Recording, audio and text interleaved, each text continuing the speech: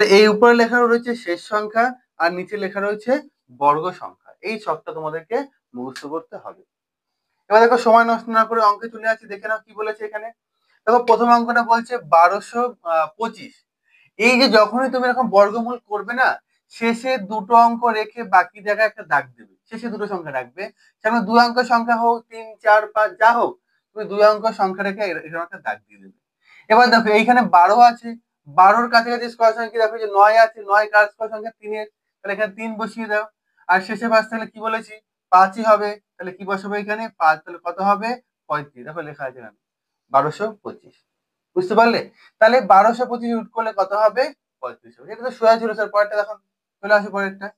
কি আছে দেখো 17 আছে। 17 মানে কি দেখো এই যে 16, 16 মানে কি 4 স্কয়ার 16, এখানে কত বসাবো 4 বসাবো। এবার স্যার শেষে 4 আছে তো, তাহলে 4 থাকলে আপনি বলেছেন 2 হতে পারে 8 হতে পারে, তাহলে কোনটা হবে?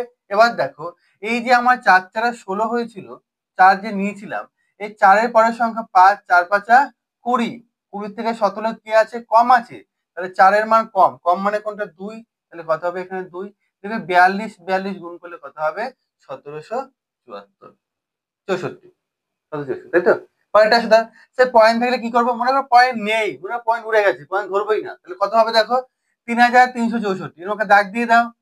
33-এর কাছে কি হবে দেখো, 33-এর কাছে হবে 25 হবে, মানে কত 5 5 25। 5-এর পরে কত হয় 6, 5 6 30, 30-এর থেকে 33 বড়, তাহলে 4-এর দুটো হবে 2 আছে, তাহলে কোনটা নেবো আমরা 8 নেবো। তাই পয়েন্ট যেখানে ছিল একটা, হ্যাঁ কত ঘরে 2 ঘর আগে পয়েন্ট ছিল, এখানে কত হবে 1 ঘর আগে পয়েন্ট দিলে হয়ে যাবে। যা থাকবে তার অর্ধেক করে, 2 ঘর থাকলে 1 ঘর আগে পয়েন্ট, 4 ঘর থাকলে 2 ঘর আগে পয়েন্ট। বুঝে গেল? পরেরটা আছে কি বলছে দেখো, এই দেখো এখানে 5 অঙ্কের সংখ্যা দিয়েছি, স্যার আপনি 4 করালেন, কি করে 5 করবো আমরা এখন? দেখে নাও, এই দুটো সংখ্যা বাদে এখানে কাটা দিয়ে দাও, দাগ দিয়ে দাও, তাহলে কত কত হলো এখানে? এখানে হলো 138। 100 কাছে কিছু কাছাকাছি কেউ দেখো এই যে এইটা হবে, তাই না? তাহলে কত হবে, এটা 11 স্কয়ার সংখ্যা, এখানে 11 লিখলাম। 11 পরে 12 হয়, 11-র সঙ্গে 12 গুণ করব।